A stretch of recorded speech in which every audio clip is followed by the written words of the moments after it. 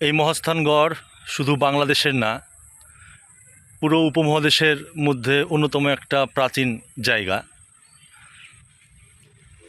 প্রাচীনকালে এই জায়গাটায় আসলে বিভিন্ন রাজাদের রাজধানী হিসাবে এই জায়গাটা পরিচিত হয়েছিল এবং ইতিহাস বলে এবং এর অনেক দৃষ্টান্তমূলক প্রমাণও আছে যে বিভিন্ন সময় পাল, সেন, মৌর্য, গুপ্ত সব রাজাদের রাজধানী ছিল এই মহাস্থানগড়।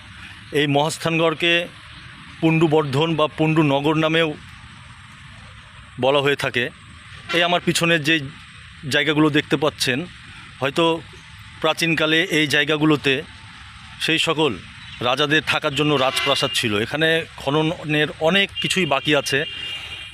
এই যে এখানে একটু ধ্বংসস্তূপ আমার পেছনেই, এগুলো দেখেই বোঝা যাচ্ছে সেই সময়কার কতটা প্রাচীন জিনিস বহন করছে। প্রাচীন ইটগুলো সব কিছুই প্রাচীন। পিছনে আরও যেই জায়গাগুলো দেখা যাচ্ছে অনেক গর্ত আছে, ওই জায়গাগুলোতে দেখেই বোঝা যাচ্ছে যে প্রাসাদ ছিল, হয়তো প্রাসাদটা মাটির নিচে চাপা পড়ে গেছে।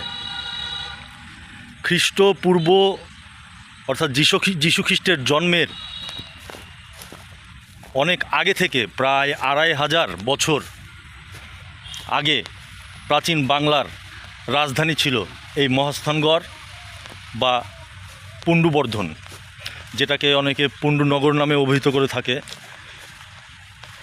অনেক কিছুই এখানে পাওয়া গেছে, এখানকার মিউজিয়ামে অনেক কিছুই আছে। আর এইখানকার ইতিহাস অত্যন্ত বাংলাদেশের জন্য একটা সমৃদ্ধশালী ইতিহাস, আপনারা অনেকেই জানেন। আর এই প্রাচীন যেই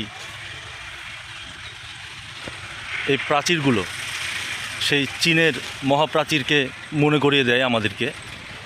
আসলে ইতিহাস আমাদেরকে শিক্ষা দেয় কোনো রাজত্বই টিকে না, একসময় সব রাজত্বই বিলীন হয়ে যায়, কিন্তু তবু আমরা ইতিহাস থেকে শিক্ষা গ্রহণ করি না।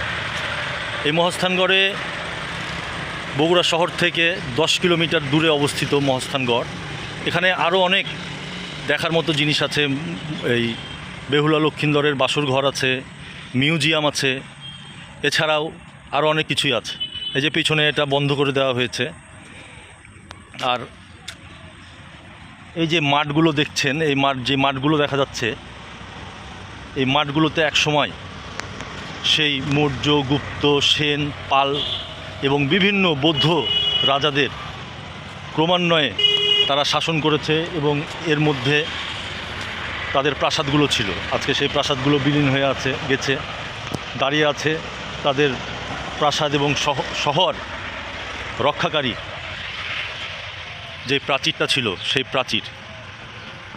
আশা করি আপনাদের সকলের ভালো লাগবে এবং আপনারাও আসবেন এই মহাস্থানগড় ভ্রমণ করতে।